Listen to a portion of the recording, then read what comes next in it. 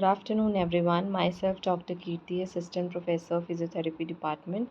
So today we'll discuss about track and field shoes, along with the outdoor and some specific sports shoes. So the pictures here shown the throwing, sprinting, and long distance shoes. So first of all, throwing shoe has to allow athlete to throw and spin. Hook strap over the toe help prevent the feet from moving sideways during build up to the throw. And these type of shoes don't have spikes but have a hard sole which lengthens the shoe lifespan, and sole tends to have circular grooves on the ball of the feet which help athlete to spin. In sprinting shoe, which has to be lightweight and offer flexibility at front, they have spikes at the front and they are able to cope with different type of surface. Also, the sole extend from rear heel region via metatarsal region to a front forefoot region, and the sole includes an instability region which substantially follows a contour of the gait line and extends at least in section in a longitudinal direction of the sole, and the bulk modulus is increased compared to at least one of the medial outer region and a lateral outer region of the sole adjacent to instability region.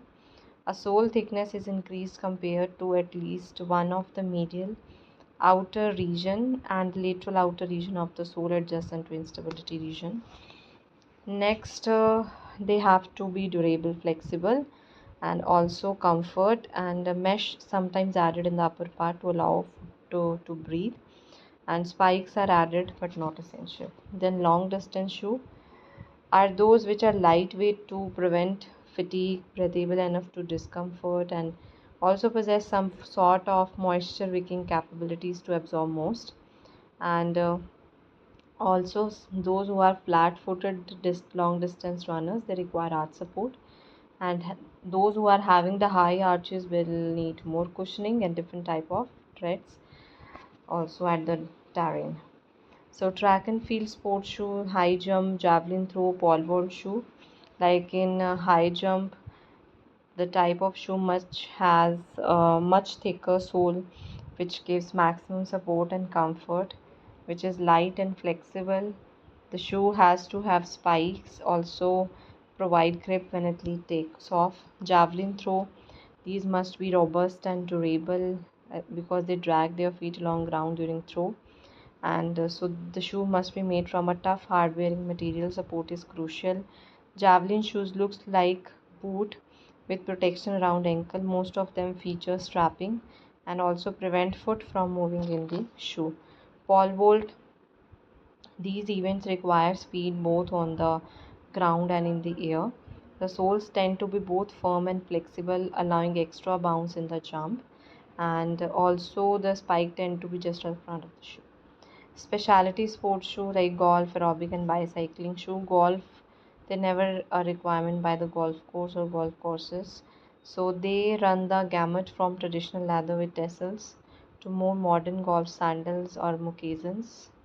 And aerobic shoes used by cheer and dance teams at high school, college level.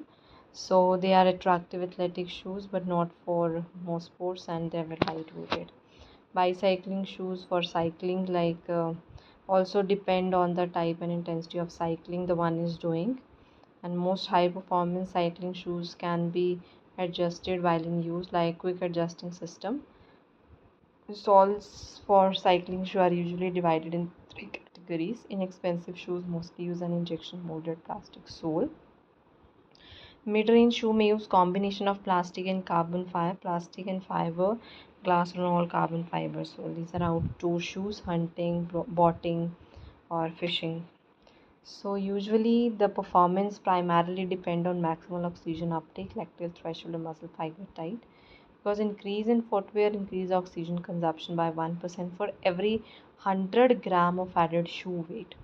And cushioning property, soft sole shoe reduce the oxygen cost by 1 to 2% in hard sole. Also, elastic energy stored and recovered in conventional cushioning is thought to have small influence on running economy. Runner adapt to harder cushion system by adapting the running style to reduce the shock attenuation by increasing the knee flexion, which requires great muscle work to control the movement. Thank you.